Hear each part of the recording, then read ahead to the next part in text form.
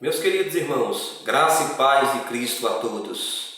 Louvamos a Deus por mais este momento, pelo qual estamos reunidos diante da sua palavra. E desta vez, vamos dar continuidade aos nossos estudos que são sobre os Salmos de Romagens. E hoje, iremos estar estudando o Salmo de número 128, o qual é o 9º Salmo de Romagens. Mas antes de começar a exposição deste salmo, eu queria aqui rapidamente relembrar o que vimos na semana passada no Salmo 127. Então, se você já estiver com a sua Bíblia em mãos, eu os convido a abrir neste momento no Salmo 127 e logo após permaneça com ela aberta, porque iremos fazer a leitura do Salmo 128. Então, meus irmãos, na semana passada no Salmo 127, vimos ali em primeiro lugar, nos versos 1 ao 2, que a vida sem Deus é em vão. Então, a edificação de uma casa sem o Senhor será em vão. A segurança de uma cidade sem o Senhor será em vão. Como também o trabalho será em vão. Então não adianta se levantar de madrugada e trabalhar até tarde sem o Senhor. Nesse sentido, o trabalho será em vão. Em segundo lugar, no Salmo 127, dos versos 3 a 5, vimos ali o salmista dizer que filhos são herança do Senhor. Então, uma família, no tempo do salmista e nos nossos dias também, não é? Quando tem filhos, deve ser grata ao Senhor, porque os filhos vêm das mãos de Deus. Então, meus irmãos, o que este salmo quer nos ensinar é o seguinte, que tudo provém de Deus. O nosso trabalho, a nossa segurança, a edificação, todos os nossos projetos que fazemos nesta vida, tudo precisa ser reconhecido entre nós. Nós precisamos reconhecer que tudo isso provém do Senhor. Como também os filhos, os nossos filhos, vêm das mãos de Deus. Sendo assim, sobre tudo isto, deveremos glorificar ao nosso Deus sempre. É isto que o Salmo 127 nos ensina. Amém? Agora vamos nos dedicar ao Salmo 128, que é o nosso estudo de hoje. Então, neste momento, eu vou estar lendo aqui o Salmo 128 e peço a você que está aí em seu lar que me acompanhe na leitura. O Salmo 128 diz o seguinte: Bem-aventurado aquele que teme ao Senhor e anda nos seus caminhos. Do trabalho de tuas mãos comerás, feliz serás e tudo te irá bem. Tua esposa ao interior de tua casa será como a videira frutífera, teus filhos como rebentos da oliveira, a roda da tua mesa. Eis como será abençoado o homem que teme ao Senhor. O Senhor te abençoe desde Sião, para que vejas a prosperidade de Jerusalém durante os dias de tua vida. Vejas os filhos de teus filhos, paz sobre Israel. Vamos orar ao Senhor. Santo Deus, nosso Pai, que habita nos céus, neste momento, ó Deus, eu oro a Ti, te pedindo, Senhor, e te clamando que o Senhor fale conosco mais uma vez por meio da Tua palavra. Que Teu Espírito Santo, Senhor, aplique a Tua palavra no mais profundo das nossas almas. Faz isto, meu Deus, no nome de Jesus. Amém. Meus queridos irmãos, o tema central deste Salmo 128 é o seguinte: Bem-aventurado é o homem que anda nos caminhos do Senhor. Sobre o autor deste Salmo, meus irmãos, a maioria dos comentaristas nos dizem que o autor deste Salmo é um autor desconhecido. Porém, há alguns comentaristas que dizem que este Salmo é da autoria do rei Salomão, mas não há comprovações sobre este fato, sobre esta ideia desses comentaristas. Sendo assim, meus irmãos, deveremos acreditar, então, que este Salmo 128 é de um autor desconhecido.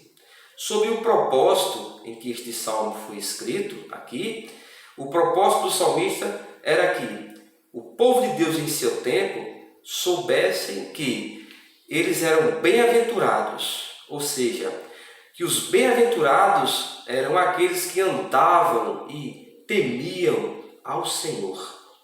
Sendo assim, o Senhor iria os abençoar com trabalhos, e desse trabalho eles iriam comer. Também o Senhor iria os abençoar por meio de uma família abençoada, o qual teria uma esposa frutífera e teria também vários filhos ao redor de sua mesa. E também a estes bem-aventurados que andavam no caminho do Senhor, o Senhor tem uma promessa de viverem muitos dias sobre a terra, de viverem longos dias na terra. Então, este foi o propósito do salmista escrever este salmo para o seu tempo. E também é o propósito para todos nós, que nós deveremos crer nesta verdade, a qual vai ser exposta agora diante de todos nós neste Salmo 128. Amém? Então vamos começar a exposição deste Salmo a partir deste momento. Em primeiro lugar, então, no verso 1, vamos ver que o crente fiel é bem-aventurado. E o verso 1 diz o seguinte, Bem-aventurado é aquele que teme ao Senhor e anda nos seus caminhos. A palavra bem-aventurado, meus irmãos, no original hebraico, significa feliz ou mais que feliz. Vale ressaltar que esta felicidade ou bem-aventurança não é gerada por fatores exteriores. Então, esta felicidade, ela não vem por algo que conseguimos, não. Esta felicidade, sobretudo, ela já está dentro do crente, pois o crente, meus irmãos, ele é feliz porque já tem o Senhor.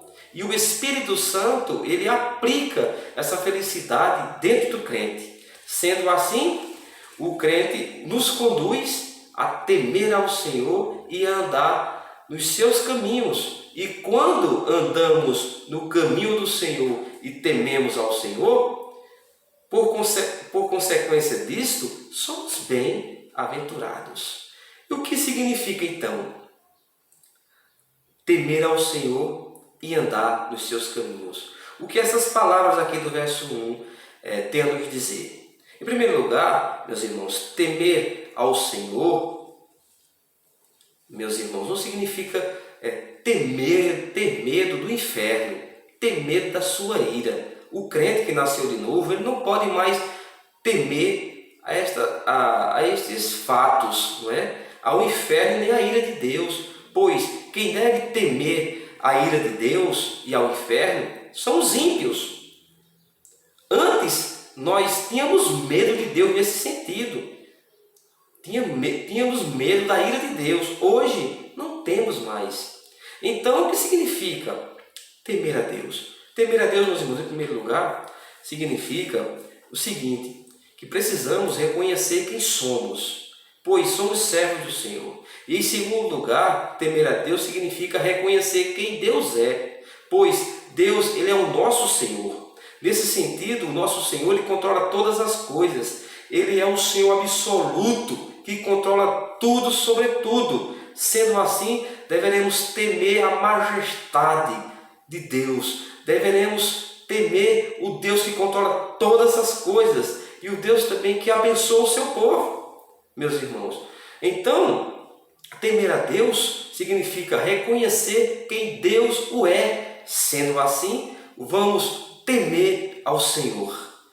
Meus irmãos, como bem nos diz ali Provérbios 9:10, Salomão diz que o temor do Senhor está relacionado ao seu conhecimento.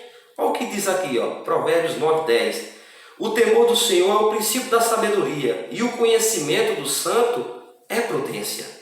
Salomão também nos diz que no temor do Senhor o homem tem amparo e fonte de vida. Provérbios 14, versos 26 e 27 nos diz o seguinte, no temor do Senhor tem o homem forte amparo, e isso é refúgio para os seus filhos. O temor do Senhor é fonte de vida para evitar os laços de morte. Então, meus irmãos, temer a Deus, sobretudo, significa você reconhecer quem você é, um servo do Senhor. E, em segundo lugar, significa você reconhecer quem Deus o é, porque sendo assim, você vai temer a Deus. Amém? Em segundo lugar, meus irmãos, o que significa andar no caminho do Senhor? Andar no caminho do Senhor, meus irmãos, significa viver de acordo com a sua palavra. Andar no caminho do Senhor, então, significa, meus irmãos, andar no caminho estreito, andar no caminho de santificação. Significa, meus irmãos, andar no caminho que a palavra de Deus nos ensina, que a palavra de Deus nos conduz a andar, meus irmãos, que é uma vida íntegra, uma vida pura. Isso significa andar no caminho do Senhor. Diante disto, meus irmãos, percebemos que os bem-aventurados, os mais que felizes, são aqueles que obedecem ao Senhor por meio da sua palavra. Neste sentido, não vivem uma vida de pecado. Então, andar no caminho do Senhor significa andar na contramão do pecado, andar na contramão dos ímpios, andar na contramão do mundo. O salmista, meus irmãos, no Salmo 112, verso 1, nos diz que o bem-aventurado tem prazer nos mandamentos do Senhor.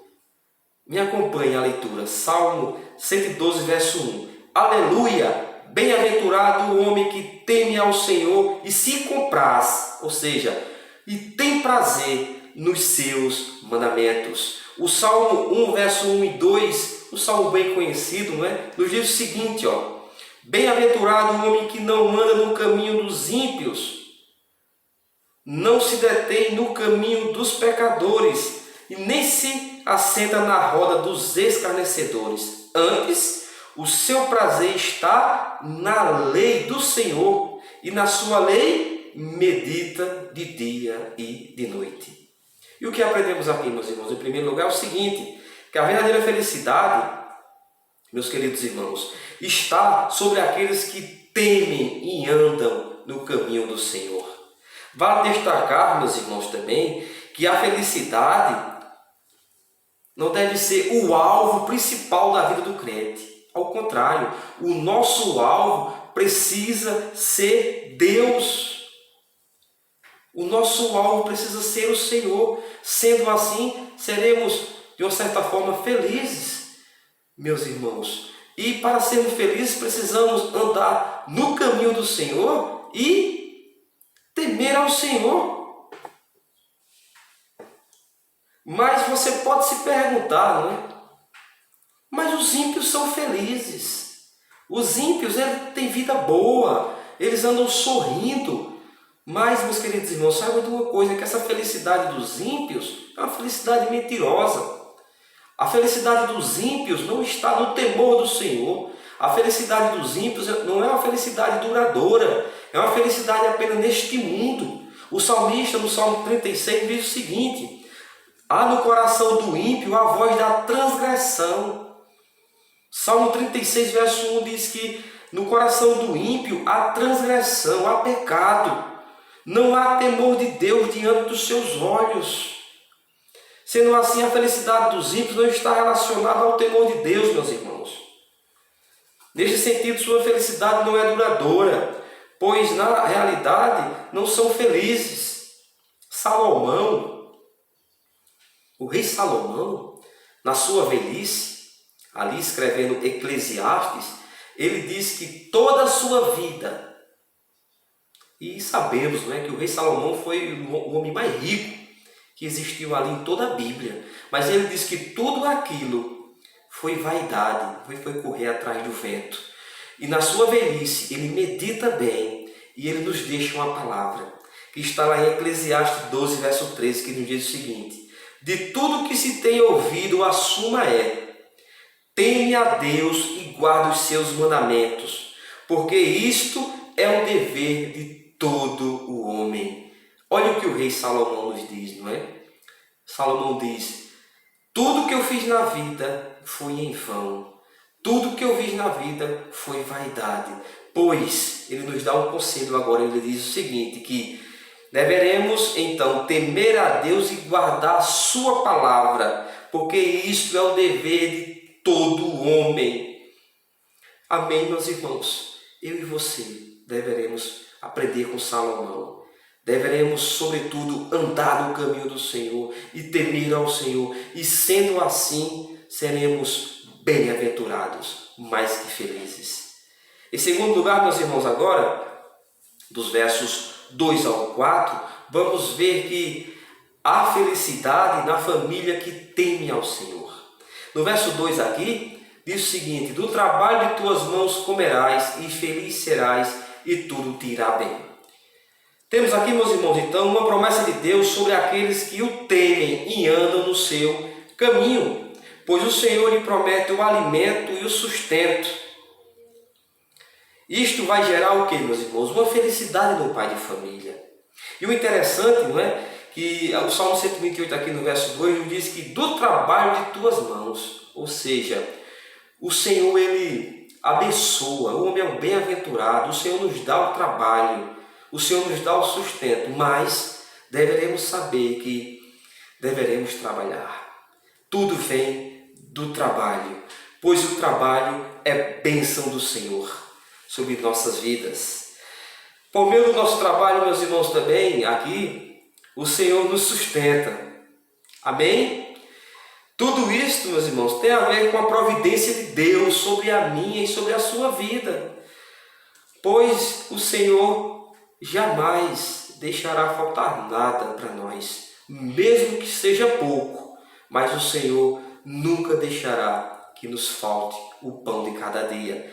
Salmo 34, verso 10 diz o seguinte: os leãozinhos sofrem necessidade e passam fome, porém aos que buscam o Senhor, bem nenhum lhe faltará. O que o salmista está querendo dizer é o seguinte: aqueles que andam no caminho do Senhor, aqueles que temem ao Senhor, bem nenhum lhe faltará. Louvado seja o nosso Deus por isso. Então, meus irmãos, deveremos ser felizes, como diz aqui a parte B do verso 2, não é? Feliz serás. Deveremos ser felizes pelo nosso trabalho, deveremos ser gratos a Deus pelo pão de cada dia que Ele nos dá, por meio do nosso trabalho. No verso 3, meus irmãos, aqui então, o salmista diz aqui que ao homem bem-aventurado era prometido uma família abençoada, uma esposa como uma videira frutífera e filhos como rebentos da oliveira. O que o salmista quer dizer aqui com estas palavras dos versos 3, não é? O salmista, em primeiro lugar, meus irmãos, aqui ele compara a esposa aqui como uma videira frutífera, né? Verso 3: tua esposa no interior de tua casa será como uma videira frutífera, do interior de tua casa. O que significa isto aqui? Vale ressaltar, meus irmãos, que esta mulher aqui vivia no interior de sua casa, e isto denota que esta mulher era uma mulher prudente, uma mulher respeitosa, que respeitava a posição de esposa no seu lar. Salomão, meus irmãos, nos diz o seguinte, que uma esposa assim, ela vem do Senhor. Olha o que Provérbios 19:14 nos diz: a casa e os bens vêm como herança dos pais, mas do Senhor a esposa prudente. E essa esposa, meus irmãos, aqui prudente, ela será como uma videira frutífera. A videira, meus irmãos, ali no tempo do salmista, nos tempos de hoje, não é? Ela produz uvas. E quando tinha ali uma fruteira frutífera, quer dizer, uma videira frutífera, o agricultor se alegrava, pois ele sabia que aquela planta ou aquela árvore era a bênção do Senhor sobre sua vida. Porque através daquela videira frutífera, o agricultor ele vendia ali as suas uvas e dali tirava o seu sustento.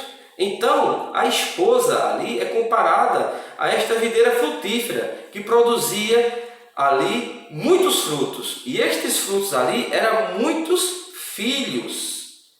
Nas Escrituras Sagradas, uma mulher assim é considerada como uma mulher abençoada, como uma bênção de Deus. E era vista ali como fonte de alegria para o seu marido, que se alegrava muito com a sua esposa, porque ter filhos ali, no contexto do salmista, e para nós também, é bênção do Senhor. E quanto mais filhos, é bênção de Deus. E o salmista ali se alegrava, ele reconhecia que esta mulher vinha das mãos do Senhor. Em segundo lugar, meus irmãos, aqui, agora, não é? Em primeiro lugar, vimos a esposa ali como uma esposa, como uma videira frutífera, não é? Isso era uma bênção do Senhor sobre a vida daquela família, naquele tempo, e também deve ser em nosso tempo. E agora vamos ver os filhos, né, como rebentos da oliveira. O salmista, meus irmãos, compara os filhos como rebento da oliveira. Vale destacar que o rebento é o princípio, não é? É o estágio, é o começo de uma planta. E naquele contexto ali, o agricultor deveria ali regar aquela planta para que ela crescesse e logo após ali desse frutos. E comparado com os filhos aqui, o salmista, ele diz que os filhos são como rebentos da oliveira à roda da sua mesa, ou seja, são como muitos rebentos que precisam ser cuidados, que precisam ser regados para que esses filhos viessem a crescer e futuramente dar frutos. Isso denota, meus irmãos, uma grande responsabilidade também para aqueles pais ali no contexto do salmista e para nós também, que de certa forma filhos, não é, são bênçãos do Senhor e são bênçãos do Senhor de fato. E quando estão à roda da mesa, nós refletimos que é Deus que nos dá tudo isto. E deveremos se alegrar e também ter responsabilidade de criarmos eles para a glória de Deus. E no verso 4, ali, o salmista diz: eis como será abençoado o homem que teme ao Senhor. O salmista então nos diz que tudo isto é bênção do Senhor sobre o homem que teme a Deus, o trabalho de suas mãos, uma esposa abençoada e filhos ao redor de sua mesa. Tudo isto é bênção do Senhor. E o que aprendemos aqui? Em segundo lugar, destes versos 2 a 4. Aprendemos aqui, meus irmãos, que deveremos ser gratos ao Senhor pelo nosso trabalho, pelo pão de cada dia. Você tem sido grato a Deus pelo seu pão de cada dia e pelo seu trabalho que o Senhor tem lhe dado? Agradeça ao Senhor. Deveremos também ser gratos ao Senhor pelos nossos cônjuges, pelas nossas esposas. Esposas devem ser gratas ao Senhor pelos seus esposos. Nós também deveremos ser gratos ao Senhor pelos nossos filhos, os quais estão ao redor de nossas mesas, aqueles que têm filhos, e aqueles que não têm filhos aí, devem também orar ao Senhor para que Deus nos dê filhos, pois filhos são bênçãos do Senhor. Vale ressaltar também, meus irmãos, que estes versos 2 a 4 não nos prometem que não vamos ter problemas. Não temos uma promessa aqui que a nossa família será sempre uma bênção. Não. Saberemos que vamos passar momentos difíceis, pois uma família, meus irmãos, ela é construída, não é, de certa forma, com pessoas pecadoras. Então, uma vez ou outra, a esposa vai se desentender com o seu esposo, filhos vai se desentender com os pais, mas, sobretudo, o que estes versos 2 a 4 querem nos dizer é que temos uma promessa que Deus ele nos dá uma família abençoada, com uma esposa abençoada, com um esposo abençoado, com filhos abençoados. Deveremos acreditar nessa palavra de Deus, não deveremos duvidar. Neste momento, poderemos até estar passando problemas no seio de nossa família, mas deveremos orar ao Senhor para que Ele cumpra a sua palavra sobre nossas famílias. E sendo assim, tenhamos uma esposa abençoada, um marido abençoado, filhos abençoados, para que, neste sentido, venhamos glorificar a Deus e que nossa família venha a ser uma família feliz, que venha ter a felicidade completa. O que se precisa, meus irmãos, sobretudo, é que Cristo venha a ser o centro de nossas famílias. E sendo assim, todos nós venhamos andar no temor e no caminho do Senhor. Quando nossa família estiver procedendo assim, todos nós seremos felizes. Amém, meus irmãos? Em terceiro lugar, meus irmãos, agora, em último lugar, partindo para o fim, né? Dos versos 5 a 6, veremos que Deus promete uma vida longa e abençoada sobre aqueles que temem ao Senhor. Isso está lá no verso 5 a 6. Ó.